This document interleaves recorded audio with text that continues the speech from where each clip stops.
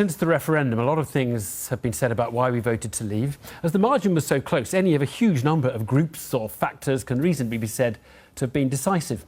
But one proposition that has gained some currency is that it was Northern English working class votes that swung it for out, particularly the folks who may feel they've lost jobs or industries or identity and who wanted to be heard. Well, the Oxford academic Danny Dorling, a social geographer, thinks that account has been overdone. He's a Remainer, and he made this short film for us to explain why it was as much the middle classes who voted us out as anyone.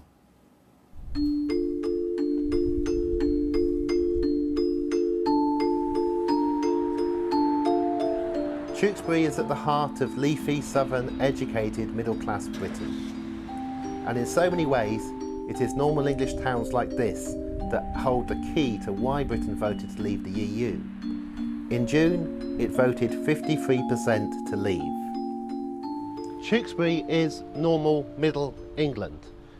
In almost all of England, there was a narrow majority to leave. What people don't know is that 59% of all Leave voters were middle class.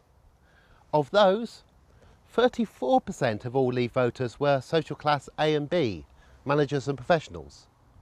Only 17% of all Leave voters were skilled manual workers, white van man if you like.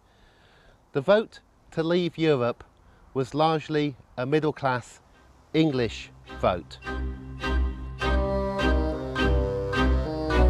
Professionals were the only social class group to vote majority Remain, 57% across the UK. But they were such a large group of voters and turnout amongst them was so high that they also constituted the largest block of Leave voters. The Brexit vote has been unfairly blamed on the poor. Geographers divide the UK, north and south, with a line that runs all the way from the Wash right down to the Severn. Below that line lives 52% of all Leave voters. There are a few places in the south, such as London and Oxford and Cheltenham, where house prices are high and rents are high, and you have to be doing well to be able to live there. And in those places, a majority voted Remain. But across the rest of the south of England, a narrow majority of people voted to leave in almost every place. And it's not just the middle classes who voted for Brexit. A common myth has sprung up that it was the lower classes, especially Northern English voters, that swung the pendulum in favour of Brexit. That they mattered this much is fantasy. There's a caricature of elderly voters, an affluent generation of pensioners voting out the hopes of the young. But in fact, since 2012, the life expectancy of elderly women began to fall in Britain. It got worse in 2013, and in 2015 we had one of the largest rises in mortality that we've had since the Second World War. Our health is getting worse. If we wanted a health service funded at the levels they have in Germany, we would actually have to spend an extra £1 billion every week on the NHS. The old have not been doing well in the UK in recent years. It is hardly surprising then that older voters, more dependent on health and care services, found the £350 million figure so alluring. Economically, in the 1970s, the UK was one of the most equal large countries in Europe before it entered what is now the EU. Only Sweden was more equal. That has changed completely. Tewkesbury may look like a chocolate box setting, but like any English town of this size, it is socially divided. It has its rich enclaves and its poor enclaves. The UK is the most economically unequal country in Europe. So perhaps it isn't surprising that it's the first country in the EU to choose to leave. All is not well here. The best off 10% of people in Britain take 28% of all income. Nowhere else in Europe did the best off 10% take so much, and half of that is taken by the best off 1%. Middle England is not a happy place. It is not a healthy place. It has been pulled apart by over 3 decades of growing inequality. When push became shove, a narrow majority across all of average England voted for the only apparent anti-establishment offer on the table. So that film made by social geographer Danny Dorling. He's with us now, as is Damaris Kaufman, who's a senior lecturer in economics or economic geography, is it, Damaris? Essentially. Yeah, at UCL. What did you think of what Danny was saying there? Well, I very much agree with him that actually we need to get away from this idea that it's the northern working classes who are to blame, in inverted commas, for Brexit. I think that it is very much necessary to unpick this vote and to try to understand regional differences on the one hand, and also to ask whether or not it makes sense to ascribe this simply to the kind of Sunderland vote and the shock of that, and then to look for causes in the north. I think, though, that I'm a little bit concerned about two things. One is that it's not really clear what middle class means in England anymore. Everyone from your hairdresser to a hedge fund manager will tell you that they're middle class. And I think what he's suggesting is that this is a question of winners and losers, which is essentially a way of reframing class. And I'm wondering if that really gets us as far as we might think. Come on, that is true, isn't it, Danny? What is middle class in the? We had A, B, C1, C2, D, E. I've put A, B, and C1 together. C1 is right. Junior professionals. Yeah. The key thing is that there's a large group of people, and the turnout was high.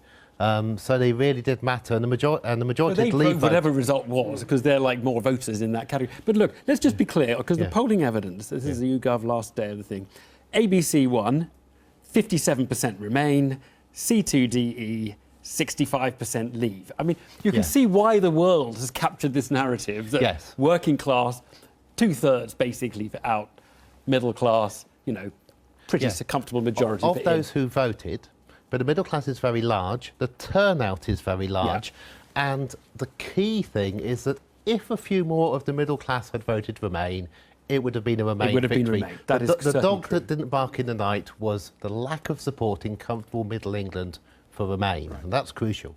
Yeah, I think there is an issue there, though, and that is that if you say that the middle class is very large, then there's a question of how well that plays with the equality argument. I think that the claim that austerity is responsible for Brexit, which is essentially what he's arguing, that it's the cut in public services, is certainly worth understanding. It's hit people very hard in the south, but on the other hand, in Scotland, where you have life expectancy that's falling much more rapidly, for instance, you got the opposite, where 2/3 of the electorate voted to remain, much more and saw European social democracy as the answer. They had a different enemy, which was London. But the key thing is a very large number of people who are in A, B and C1 are not actually feeling that well off. Their children cannot start a family and get a house. But maybe we're discovering A, B, C1, C2, D is not the best way of slicing up the population and thinking about them. Maybe it's not north-south. How would you do it? I do have actually a different explanation, and that is that I see it in terms, partly in terms of race and partly in terms of reactions to multiculturalism and reactions to modernity. So I think what is very revealing about the Ashcroft polls is that white Christians predominantly, or at least 53% of them, voted to leave. 47% of them voted to stay, but overwhelmingly 70% of Muslims, 2/3 of Asians, 80% of blacks voted to remain.